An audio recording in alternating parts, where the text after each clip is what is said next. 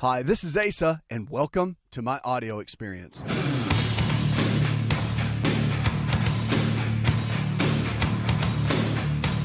You send me an email. It's a new prescription for a new you America. There's an epidemic called obesity. Yep, it's an epidemic. That's what they're calling it.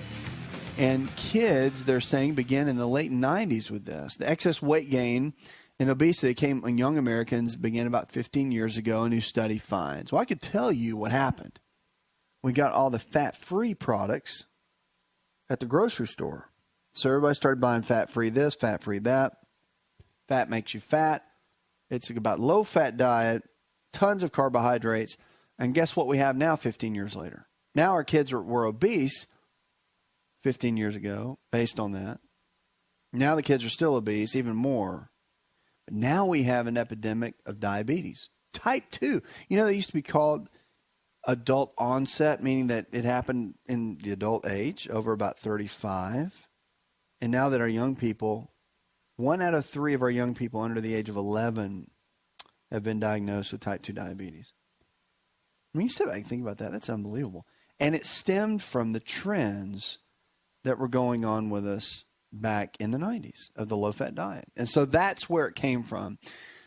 Although they don't know. Watch this article, okay? So the research documents the emergence of the obesity epidemic among adolescents in the latter half of the 90s and young adults in early 2000, as well as the entire population, said Lee. It's like, we just don't know. I mean, what happened? How in the world did we gain all this weight? I just don't know. My mind is boggled.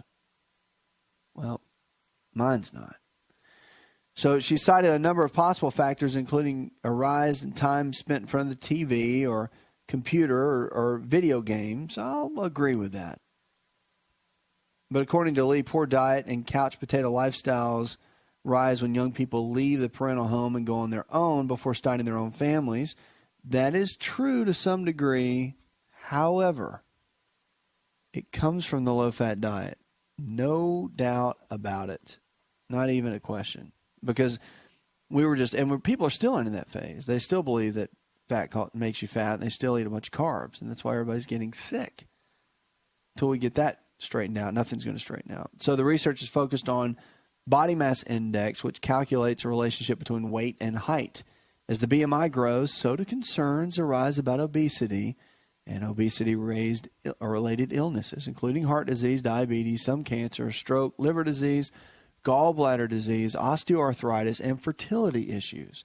According to the U.S. Centers for Disease Control, the CDC, about 1/3 of Americans are now either overweight or obese, with slightly more women than men affected. The study of about 100,000 adolescents in the different databases they studied for BMI, and they found that the overall BMI increases started earlier and rose faster in females versus males.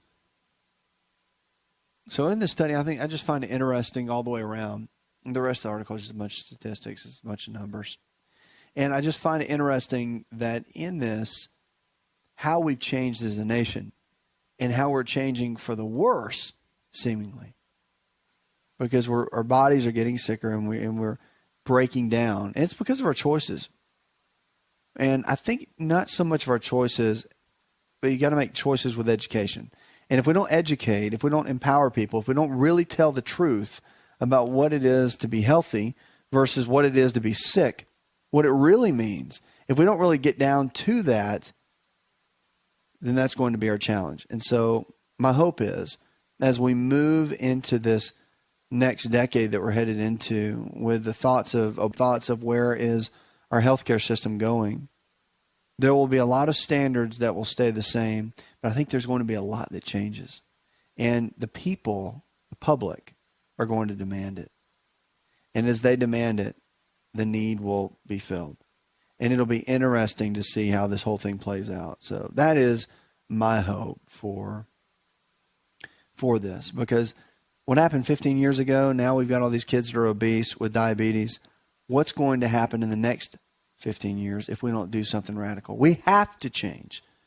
There is no way around it. We have to make some radical changes to get those radical results. 888-283-7272. Let's talk to Michael now. Hi, Michael. I was driving through North Carolina, I guess, one night, and I picked up your station. I was so happy to hear about it. Well, let me tell you, it's great. I'm 21. Today's actually my birthday. All right. For the past, I'd say 2 years, I've been having stomach issues. Nothing really severe, but after I eat, I'll experience bloating. Not so much gas or constipation, but I'll become rather bloated. And I was recently diagnosed with irritable bowel syndrome, and I'm not medicated for it. I don't do any. I haven't really changed my diet, and it doesn't affect my day-to-day life so much, except for, like I said, when I do eat, I'll feel bloated. Usually I'll have to, unbuckle my belt a little bit, give myself some extra room. I was wondering if you have any ideas as far as dietary or any type of supplements I might take that could settle my stomach or help out in any way. Well, the irritable bowel, here's the key. If you've been diagnosed but you're not medicated, there's a lot you can do. Now, IBS or any of the bowel syndromes at all that cause irritation, inflammation, whatever, the irritable bowel is a real pretty common, but yes, pretty commonly corrected too. And for irritable bowel, one of the first things you want to think about is diet and cutting out inflammatory foods. Anti-inflammatory diet is a key. It's the one you'll find in my book, Empowering Your Health. Now, the key to that is so much of the information that we talk about is about eliminating certain foods, but also about implementing certain foods, because food changes everything. Food can be our best medicine. And with IBS, gluten is a key. I don't care what anybody tells you. Gluten is one of the biggest culprits for IBS. Now, cutting that out, you can eat plenty of grains that they make or foods that are made from flour that are gluten-free. They're making it more and more now. So you might want to look into some of that. But cutting out gluten takes 7.5 weeks to completely eliminate out of the system. So that's first things first. Understand that. And then you might have an issue with cow's milk dairy. So cutting that out for a period of time might be a smart thing to do. You can switch over to goat's milk. Goat's milk is the closest molecular structure we have to human mother's milk. Works phenomenal. So those two hand in hand work very well as far as eliminating and what could be causing some of the irritation. The other is serotonin. Believe it or not, one of the brain chemicals that makes you feel good can be a culprit for IBS. It's a strong link to it. Turkey, chicken, salmon, spinach, and beans, those are all foods that help raise serotonin levels naturally. 5-hydroxytryptophan, certain supplements, omega-3 fatty acids, and vitamin B6. Those are all known too, but you got to be careful with some of those. Talk with your doctor, because if you're taking any medication for anything right now outside of IBS, if you have depression or if you're dealing with any of that, you got to be very careful. You can't be taking a bunch of supplements with that, and you want to make sure there's no interactions. Hope that helps. 888-283-7272. We'll be right back.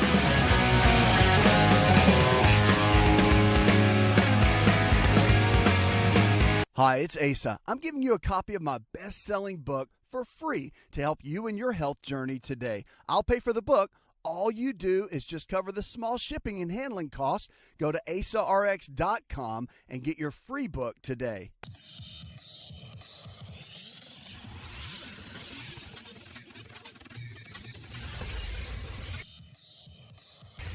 To find out more, connect with On Call Radio online at InShapeNetwork.com.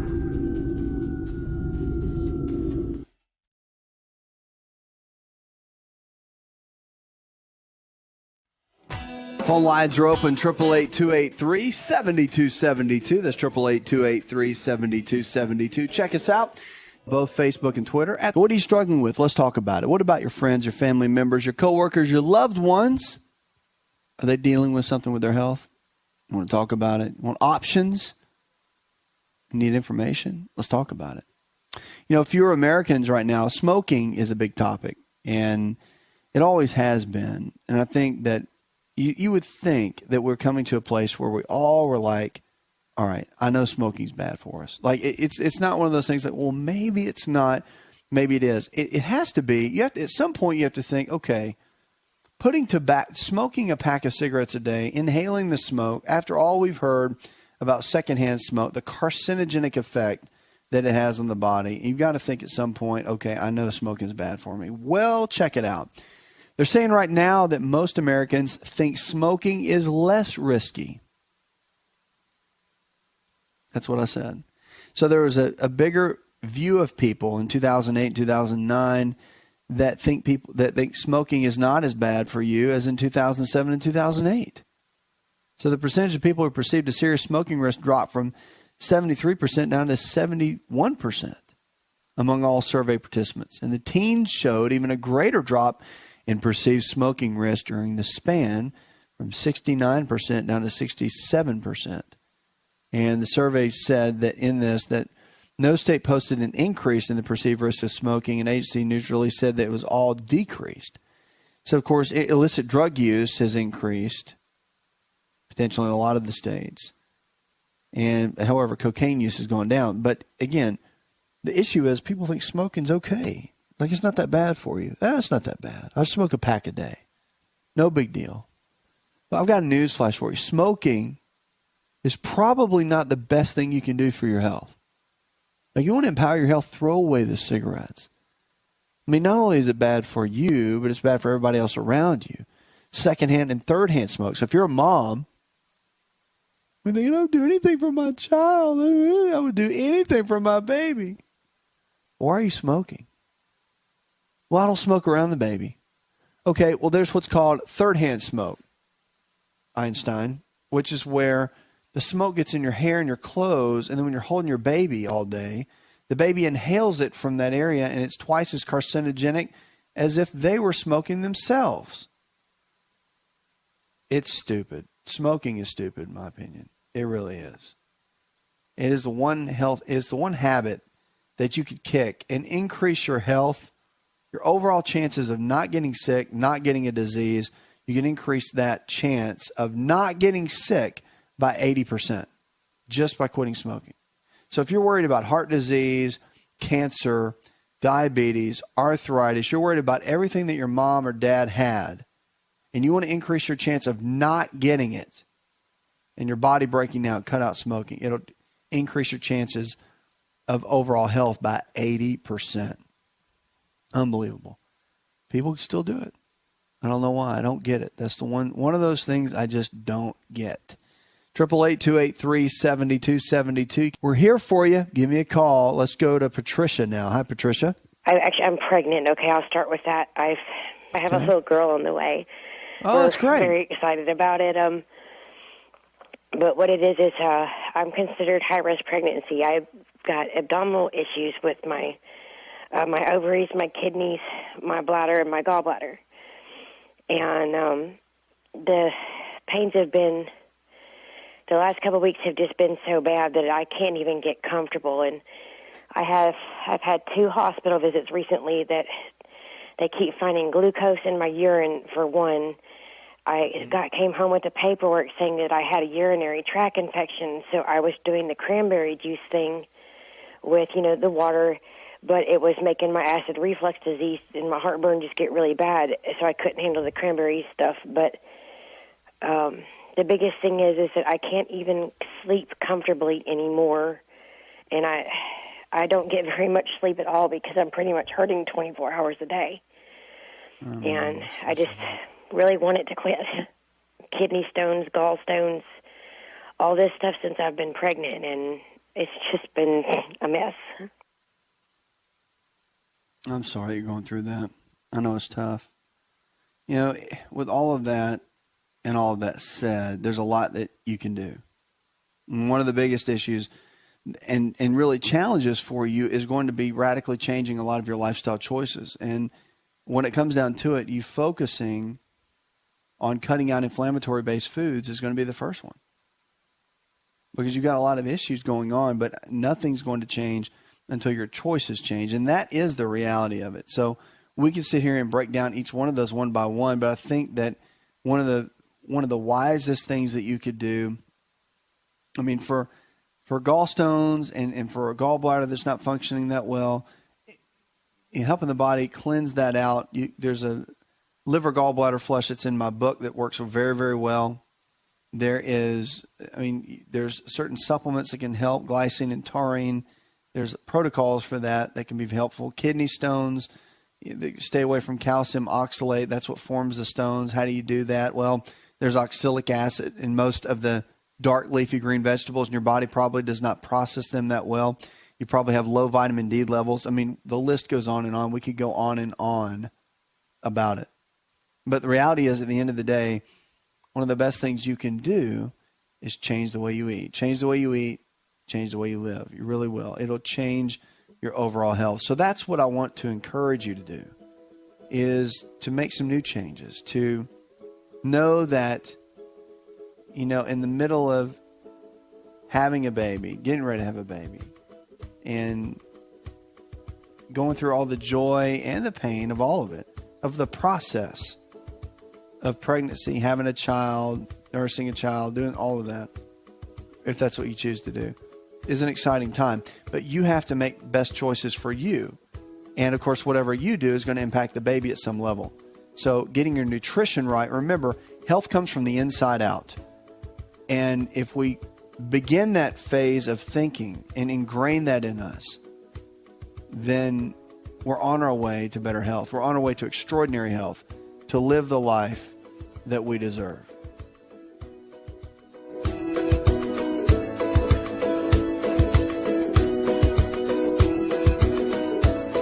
Did you know that you can listen to the Asa Rx audio experience on Spotify and Pandora?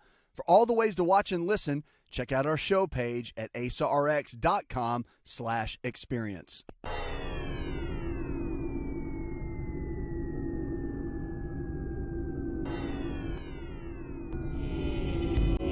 To find out more, visit the show online, InShapeNetwork.com.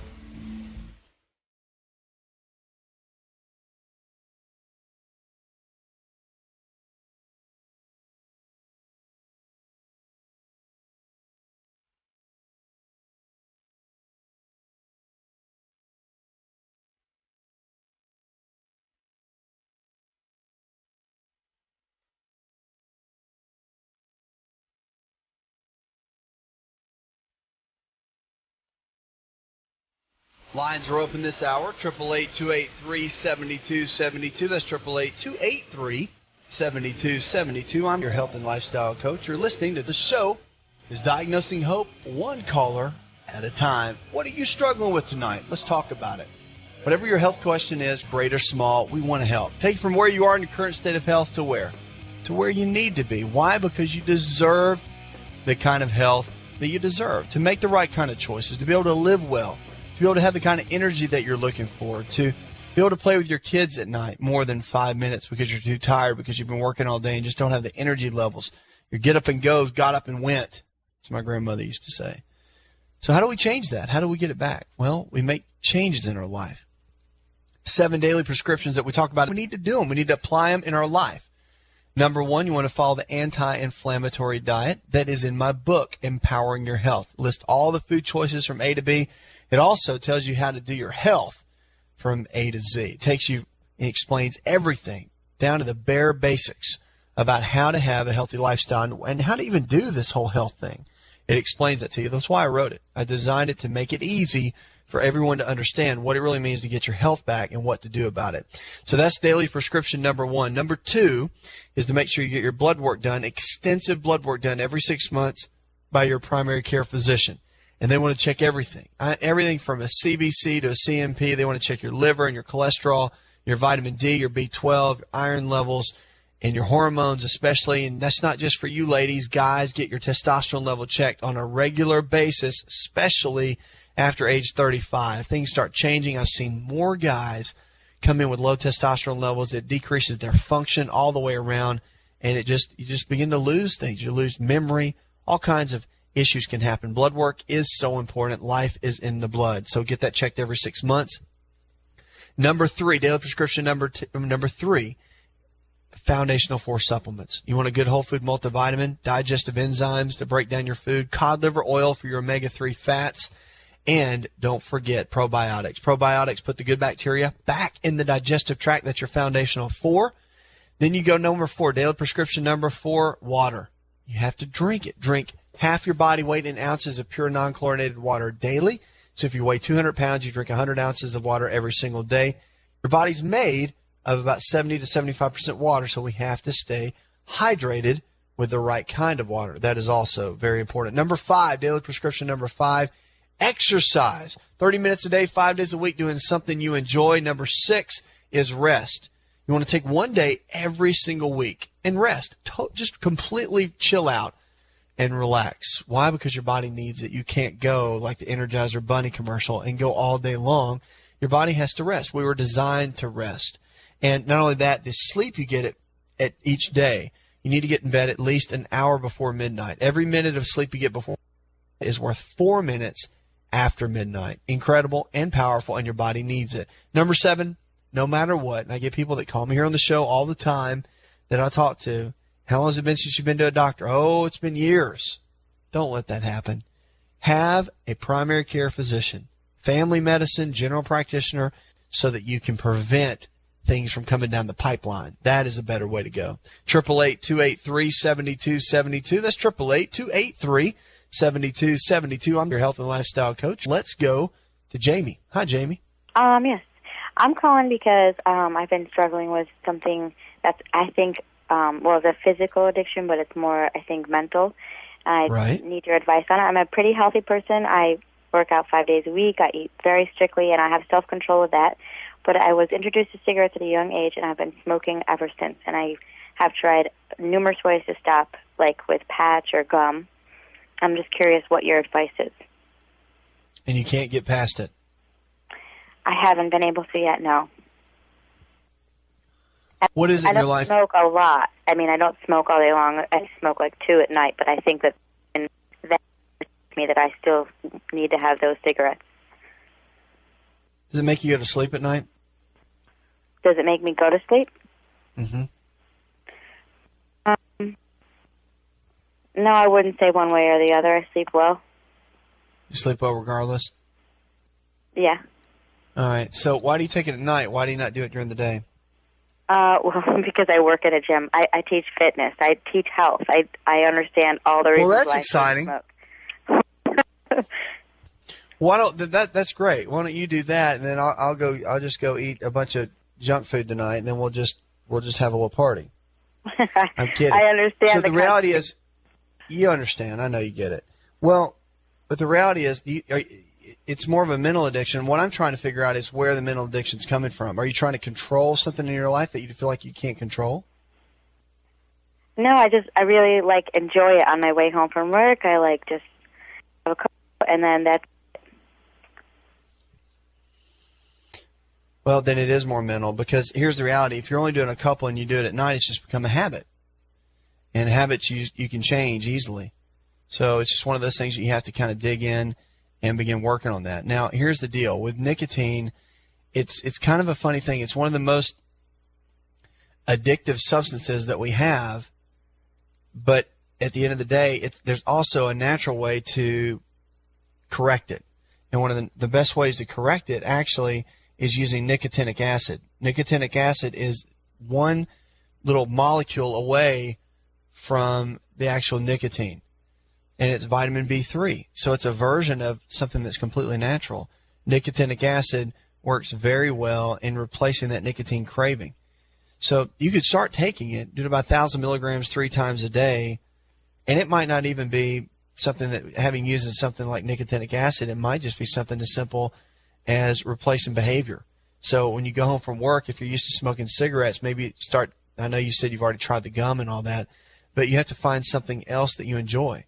And it can be something as simple as listening to music, anything that can replace the behavior of smoking those cigarettes. But I would start using the nicotinic acid, because it will cut the physiological craving of the nicotine. It is identical. It's in the same molecular structure category as nicotine. That's why it sounds the same. It's in the same category.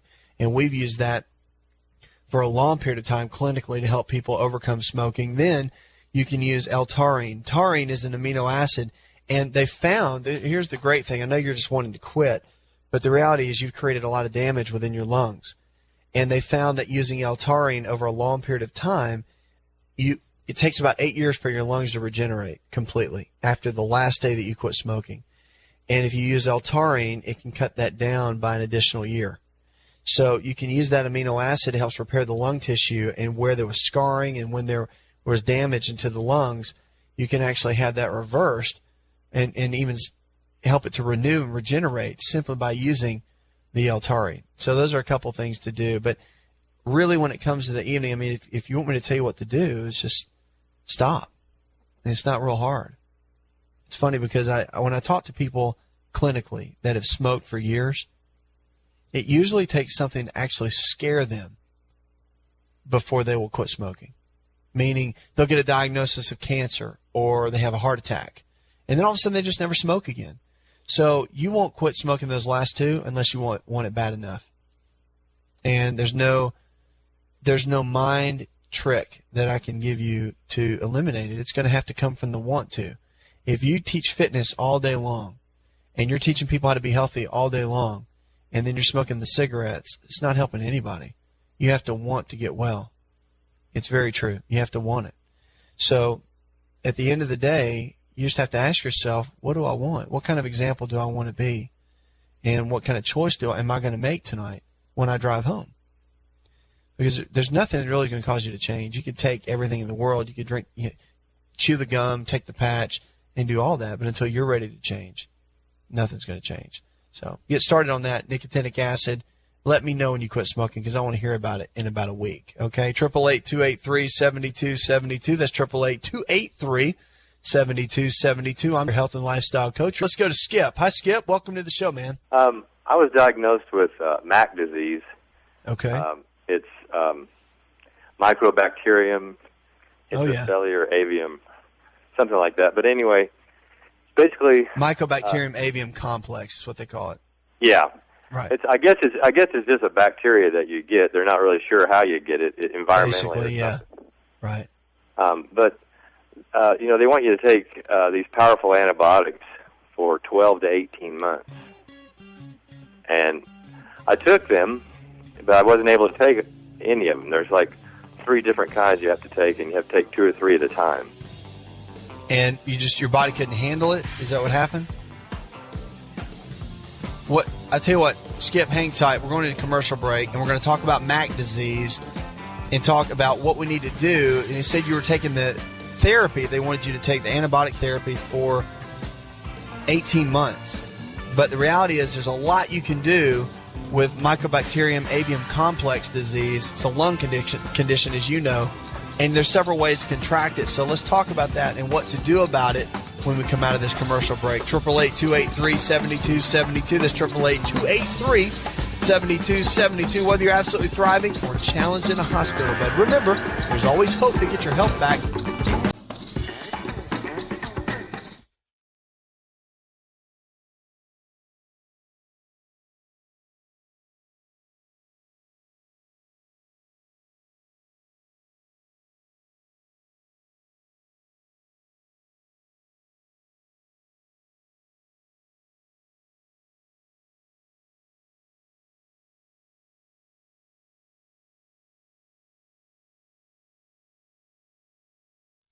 Hi, it's Asa. I'm giving you a copy of my best-selling book for free to help you in your health journey today. I'll pay for the book. All you do is just cover the small shipping and handling costs. Go to asarx.com and get your free book today.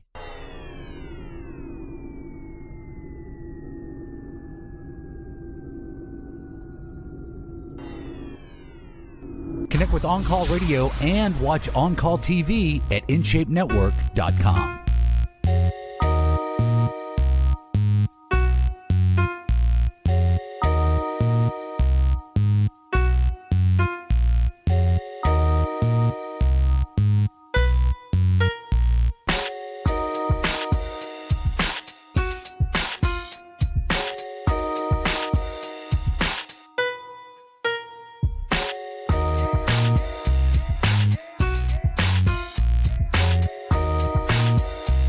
Lines are open this hour, 888-283-7272. That's 888-283-7272. I'm your health and lifestyle coach. You're listening to the show that's diagnosing hope, one caller at a time. Going to the break, talking with Skip. Skip's been diagnosed with and dealing with MAC disease. MAC disease is a lung disease, and it's caused by the is caused by mycobacterium. They call it Mycobacterium avium complex. That's MAC, lung disease. And so they put you on a series of antibiotics, Skip, and they're wanting you to do that for 18 months, correct? Yeah, 12 to 18. Yeah, right. It's standard treatment. Yeah, it's really powerful antibiotics. Big time. Yeah, I got chills and just about every symptom you can imagine. Kind of like the flu on just about everything I took. Oh yeah, definitely. It can do that, and everybody reacts differently. So you were just in a place where you couldn't. So you couldn't take them, and you weren't able to finish, right? Or did you finish? No, I did not finish. I was not able to take them more than really about 10 days was the most I could take any one of the treatments they gave me. Okay. There was 3 different. I tried it 3 different times. I took it was mycobutin and ethambutol and something else. I think Rifatin or Rifabidin and I took it along with Zithromax at the same time. Oh yeah, Z-Pack. Yeah, they're all strong antibiotics. Really, really tough on the system. How are you doing now? Well, I mean, I have pains in my chest more of if I move a certain way, but basically, you just cough up a lot of mucus. It's nonstop. Yeah, and there's one of the symptoms is fatigue. You don't feel good, and I can. It's more of a sensation in my lungs than anything. But what are they telling you now? Since you couldn't take the antibiotics, what did your physicians tell you? Well, to be honest with you, I was kind of fed up with my physician and didn't even tell him I was done with the last bit of antibiotics. So you just kind of threw your hands up and said, kind of forget everybody. I'm just going to try to do this on my own. Yeah. Well, this didn't seem to be, that concerned with me. I was just fed up. Yeah. I get that. And just so you know, there comes a point too with some physicians, and there's what's called standard of treatment or standard of care. Right. And and literally some physicians can be just like robots. And here's the book, here's what the physician's desk reference says, here's what the treatment is, and it is what it is. And when you ask 10 different questions to think outside the box, you just get deer in the headlights. Exactly. Well, I mean, here I was taking 3 different powerful antibiotics, and on the third try, you think you'd hear from him, like, how are you doing with that or anything, but I didn't hear from him. So I know I probably should have called and said, hey, I can't take this either. You always want, no matter how frustrated you get, don't do the silent treatment. It's just not a good thing. I guess I kind of felt like that was the last thing we could try as far as she was concerned. And so, I guess I just figured, well, the next step was pursuing some sort of natural treatment. There's some things you can do, and I'll throw them at you, but I'll tell you this: you definitely need to work with your doctor, hands down. Even if you just say, hey, look, I'm going to take some time, see if I can work on some things on my own. I'll check back in with you in a couple of months. No big deal to do that. It's really not. It's fine to go that route.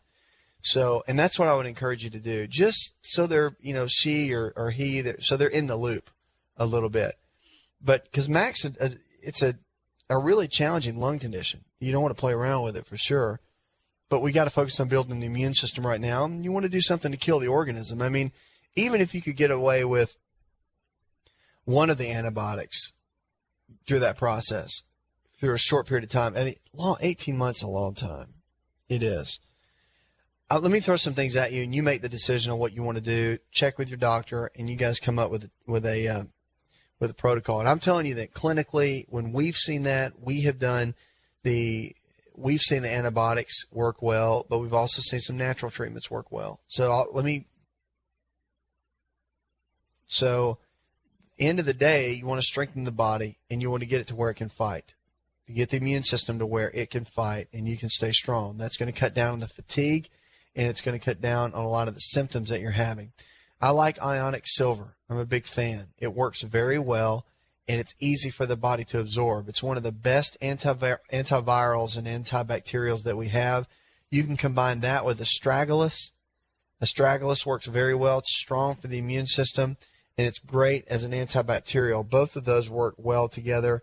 And then simple things like vitamin C, high levels of vitamin C between 5 and 8,000 milligrams per day. You want to do a buffered pH, as they call it. Vitamin C is a lot easier on your system. But that's a good place to start right there. And then when you're eating every single day, even with a bacterial infection, because remember, it's pushing down on your immune system. It's stressing out your body, stressing out your immune system. You want to do things to build up your immune system and eating the right kind of foods every single day, avoiding inflammation. And that's all explained in my book, Empowering Your Health. Pick that up at any bookstore. But I encourage you to get started on a couple of those things, and it will help. It'll start strengthening the body, building up your immune system, and that really is what the goal for you is right now. And I would still talk to your doctors. Now, here's another key. You can start using probiotics. Probiotics can strengthen the immune system in a major way and allow your body to break down a lot of the bacteria and rebuild the good bacteria. So that's something you want to look into as well. But get a copy of my book, Empowering Your Health. I think it's going to help you quite a bit. Remember, there's always hope to get your health back. 888-283-7272. Did you know you could listen to the Asa Rx audio experience on Spotify and Pandora? For all the ways to watch and listen, check out our show page at asarx.com/experience. Hi, it's Asa. I'm giving you a copy of my best-selling book for free to help you in your health journey today. I'll pay for the book. All you do is just cover the small shipping and handling costs. Go to asarx.com and get your free book today. This episode is over, but check episode notes for links to products and services you've heard about on this episode. Thanks for listening and subscribing.